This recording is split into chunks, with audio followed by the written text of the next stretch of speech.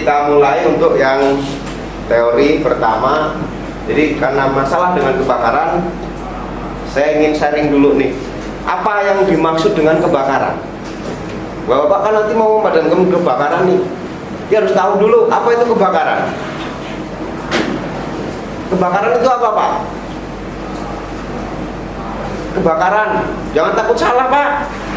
Yang salah sudah ada di temsi, walau itu yang salah udah jelas. Kalau di sini nggak ada yang salah, makanya jangan takut. Apa itu kebakaran? Tahu kebakaran nggak? Bapak pernah nonton, bahkan pernah memadamkan. Tapi kebakaran itu apa sih? Apa, Pak? Meluasnya api. Meluasnya api. Terus apa lagi? Nggak ada yang salah kok. Dan tahu semua, cuma masih lagi ngomong. Proses terbakarnya suatu benda yang mengakibatkan kerugian. Proses terbakarnya suatu benda menyebabkan kerugian. Ada lagi? Suatu peristiwa timbulnya api, ya, baik kecil maupun besar, ya, bersifat merugikan. Jadi mau kecil mau besar tuh, kalau bersifat merugikan itu adalah kebakaran. Setelah kebakaran berarti api yang meluas, api yang membakar. Nah, api itu sendiri apa? Bapak-bapak nanti akan praktek memadamkan api loh, Pak. Cuma bukan api cinta, bukan. Api asmara juga bukan. Tapi api yang panas. Ya. Nah, Bapak-bapak akan memadamkan itu, dia harus tahu dulu. Sudah tahu kebakaran, saya mau padamkan itu ada api. Api Bapak harus tahu dulu. Api itu apa? Api itu suatu yang terbentuk dari tiga unsur yang harus ada, Pak. Tiga unsur yang harus ada apa saja?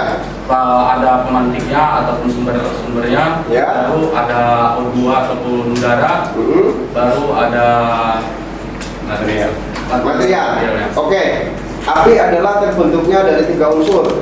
Ada pemantiknya, ada material, ada apanya tadi? Udara. Baik, kita gambarkan di ruangan sini. Pemantiknya berarti sumber panasnya. Siap. Oke, sumber panas itu bisa listrik dan lain sebagainya. Di sini ada? Ada. Udaranya ada? Terus material atau bendanya ada? Kenapa tidak timbul api? Ayo. Katanya seperti itu. Ya, di sini ada nih. Ada semua loh, udara ada, sumber listrik, panas ada, material, benda ada. Kenapa tidak timbul api?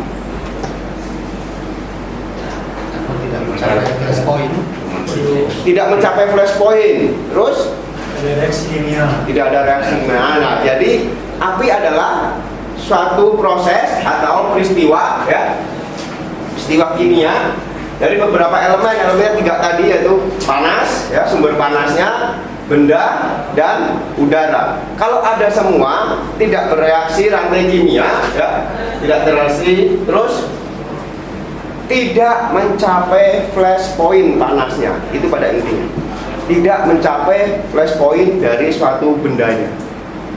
Benar yang bilang Bapak. Kalau ini ada semua, tapi benda ini dengan panas yang ada di sini tidak mencapai flash point kain ini, tidak akan timbul api. Tapi kalau mencapai saja, tapi tidak ada reaksi rantai kimianya, panas, ya, panasnya ada nih, bendanya ada, udaranya nggak ada, tidak terjadi reaksi kimia, juga tidak jadi timbul api. Jadi api adalah proses kimia dari beberapa elemen, ya, mengalami reaksi pembakaran atau rantai reaksi kimia yang menghasilkan panas, cahaya. Hasil reaksi kimia itu antara lain CO2, ya, CO2, CO2, SO2 dan lain. Oh ya, hasil dari api itu nanti ada gas-gas lainnya. Reporter ini kan dia ada tepungnya itu ngendap di elektrikal itulah dampaknya nanti korupsi. Jadi elektrikal yang bawa padamkan itu ada korupsi atau pengkerobosan naik di kemudian harinya, Pak. Seperti itu. Sekarang di klasifikasi kebakaran kelas A, berarti kelas A benda non logam, berarti benda padat. Benda padat apa ya? Tadi udah disebutin, Pak, ya. Macam kain, kayu dan lain-lain itu benda padat yang masuk di klasifikasi kebakaran kelas A. Kelas B berarti benda cair dan minyak. Jadi LPG, LNG boleh menggunakan alat pemadam, yaitu yang jenis reporter. Reporter ini bermacam-macam, Pak. Ada kelas A, B, C sampai D. Dia ada. Dan penempatan nanti, Pak. Mungkin kalau bapak-bapak sesudah menggunakan alat ini tahu ini masuk kelas apa. Kalau yang menggunakan orang lain, Pak, asal ambil aja, Pak. Betul nggak, Pak? Karena tidak tahu kelasnya. Terjadi insiden bahwa Bapak nggak ada yang ditugaskan di perusahaan ini, tapi orang lain tiba-tiba menggunakan, ngambil alat ini tiba-tiba, Pak. Yang kebakar apa? Elektrikal. Siapa yang salahkan, Pak? Jadi ya siapa yang salahkan? Berarti ya kita, Pak. Karena mungkin kita ditugaskan di perusahaan itu, Pak. Itu yang sangat berbahaya, Pak. Jangan sampai nanti Bapak begitu di perusahaan udah tahu tentang apa di kelasnya, jangan sampai salah ditempatkan. Kalau di dalam ruangan, berarti lebih efektif kita menggunakan alat pemadam jenis CO2. Kenapa? Karena sistem kerja CO2 yaitu mengikat oksigen yang berada di ruangan tersebut, Pak. Bapak tidak padamkan. Contoh kalau di ruangan tadi, ruang kita belajar, yang kebakar di sudut. Bapak semprotkan dari pintu, masuk aja. Semprotkan secara terus-menerus menggunakan ini, Bapak tutup pintunya. Dengan sendirinya dia padam. Karena dia mengikat oksigen yang berada di ruangan tersebut, Pak. Nah, itulah kelebihan CO2. Nah, sebelahnya itu ada fire blanket namanya, tapi kita yang menggunakan yang lebih tradisional lagi yaitu karung goni.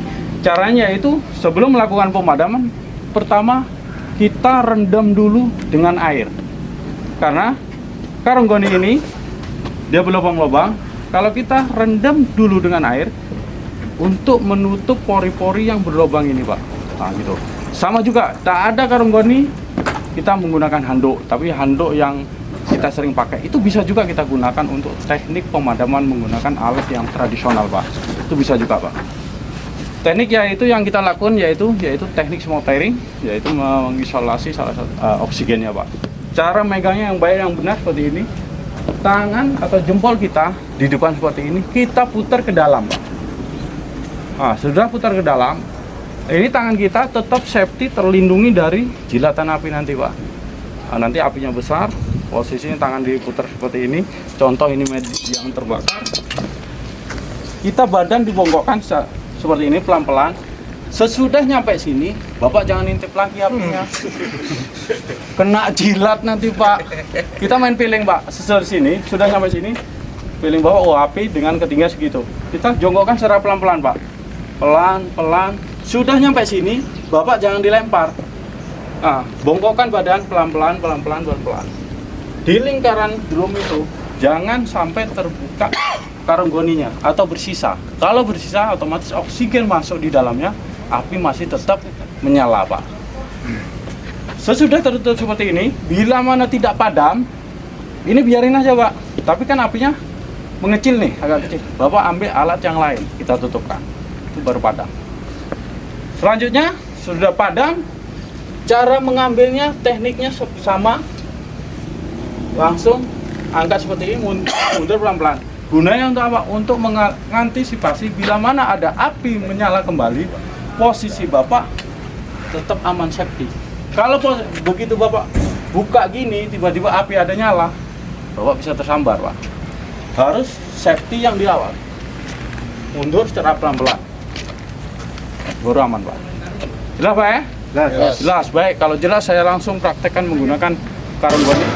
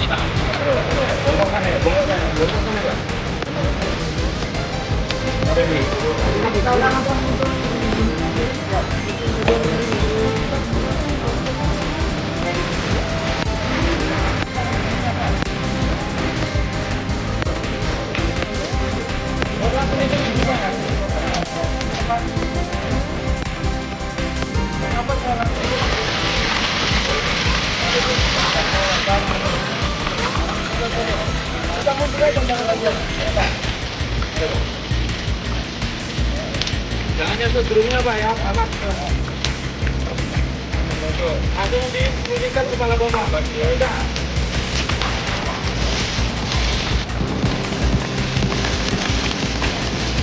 Bukakan turun, bukakan. Bukakan. Bunyi.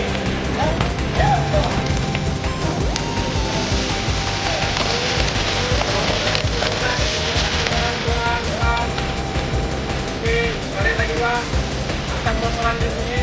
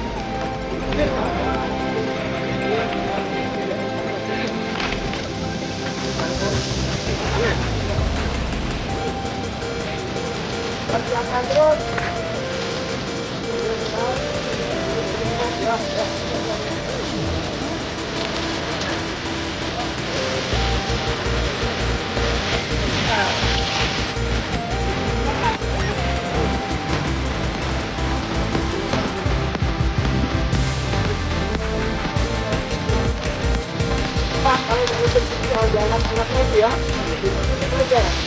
Kalau diangkat lagi, udah terus. Oke?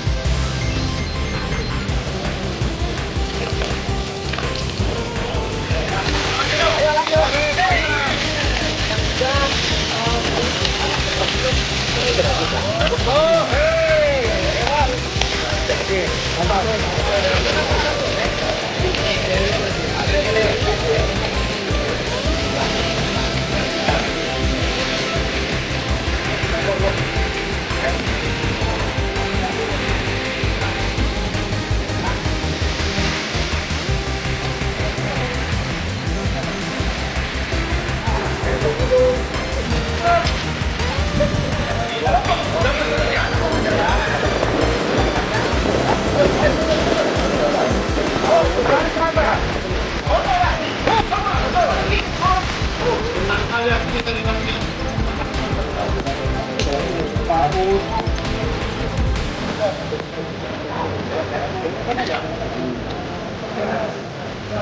Oke. Besar kali apinya bang. Remas saja yang enak. Jalan. Jarak aman. Sapukan kanan kiri. Hadap. Gampang kan Pak? Mudah kalau menggunakan apar Pak. Silakan Pak.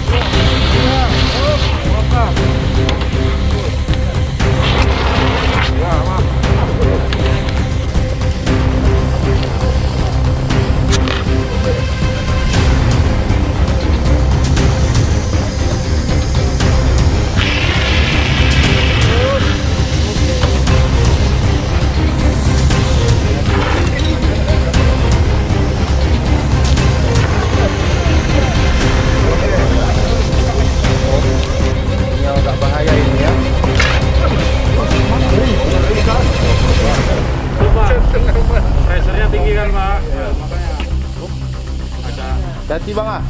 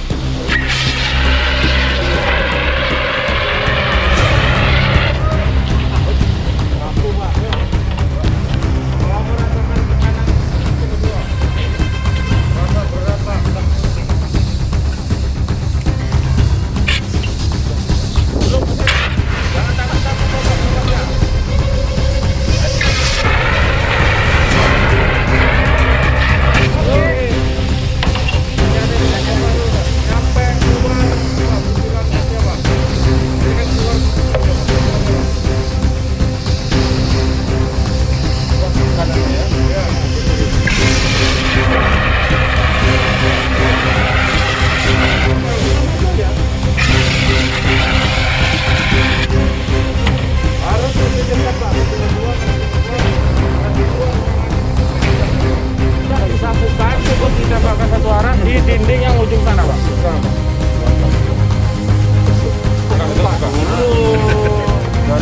Mana nggak dibuka dulu? Gimana mau keluar?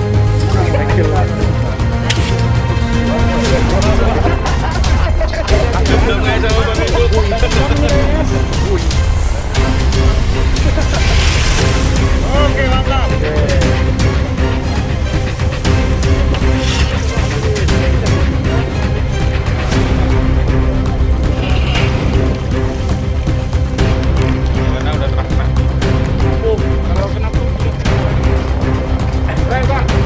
Sebelum saya tutup, mungkin bapak-bapak ada yang bertanya tentang proses penggunaan alat yang sudah digunakan, alat pemadam api. Monggo, silakan. Cukup pas, Pak? Pas. Baik, mengakhiri kegiatan hari ini, mungkin